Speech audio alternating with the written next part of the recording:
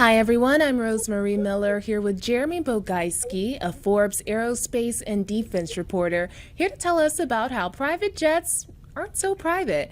Thank you so much for joining me today, Jeremy. Thanks for having me.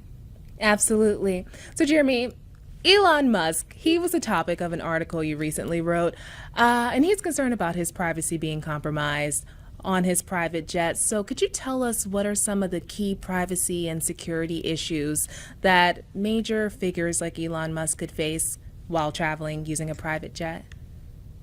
Sure. Lots of the bold-faced names that we cover take advantage of owning or renting a plane so that they can get around faster and make better use of their very valuable time.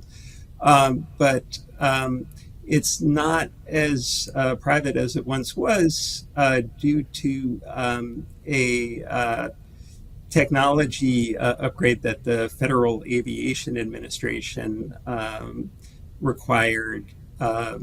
They Starting in 2020, planes were required to have a transponder that flashes out one time per second their location, their speed, and also an identification code identifying the plane. And that's been an incredible advance in terms of safety. It allows air traffic controllers to pack more planes into a given amount of airspace than they were able to previously when they were just keeping track of planes with radar. And it also, planes can also see the signals from other planes, so it helps them avoid each other.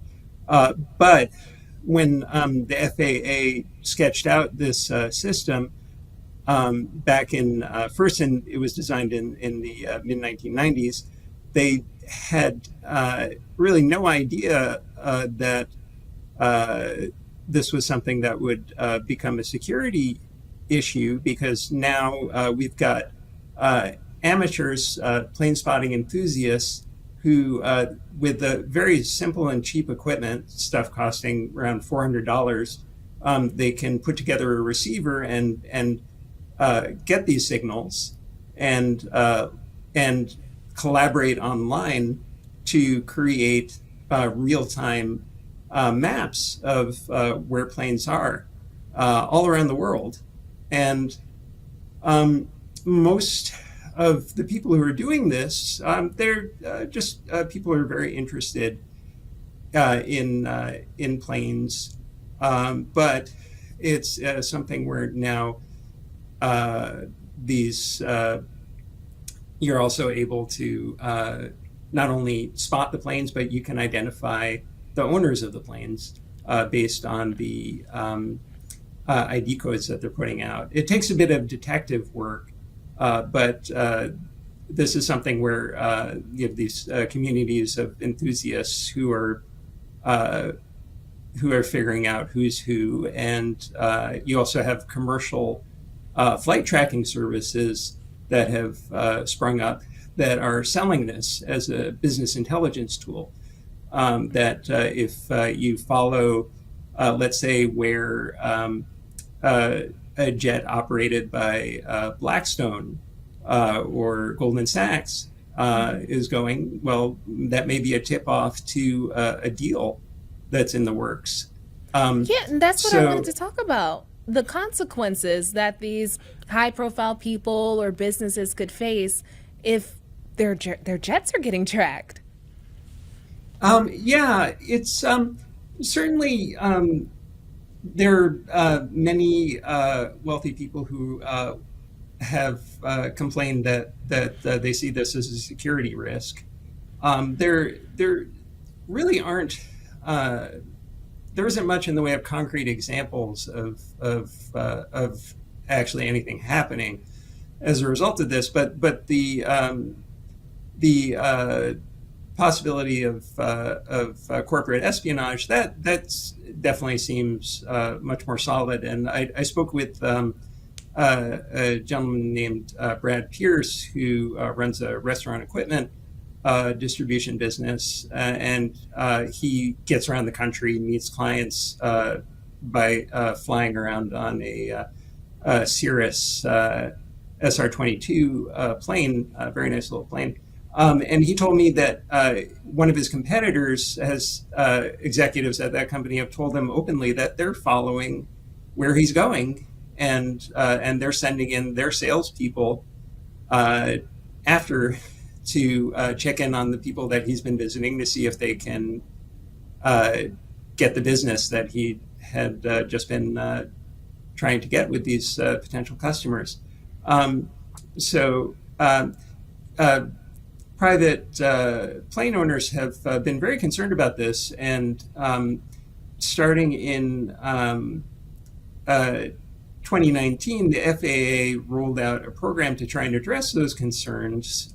They made it possible to get a fake ID code programmed onto the transponder, so that that would hide the identity of these planes.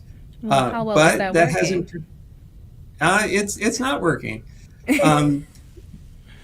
There's it's possible to still figure out who the owners of these jets are. As I said before, there's this very, very interesting community of plane spotting enthusiasts, and some of them will work together to try and figure out who's actually behind these fake identity codes. And it's something where you can figure it out sometimes just based on where the plane is flying from and to. For example, let's say if a plane is flying from Silicon Valley to Brownsville, Texas, well, Brownsville, Texas is very close to Boca Chica, where SpaceX has its spaceport, and there aren't many private jets that are going to be flying on that route. So if you see a jet flying that route much, it's a good bet that it's Elon Musk. So you can sort of figure out the identities, sometimes based on the destinations. And also, people have to step off the plane, and oftentimes, if they're spotted in a particular location, maybe there's a news report, or maybe there's a plane spotter who's at the airport as well, who can just take a look at the tail number on the plane, which can't be changed. Long story so it's short, not foolproof. Private jets aren't that private. No, they're not. And Elon Musk, he last year had a very public confrontation with a young man named Jack Sweeney, who one of these plane tracking enthusiasts, and Jack's a college student in Florida, and he had programmed a bot to post on Twitter every time Elon's jet flew somewhere. And Elon wasn't happy about that. And after he bought Twitter, about a month and a half later, he shut down Jack Sweeney's account on the rationale that it was a security risk.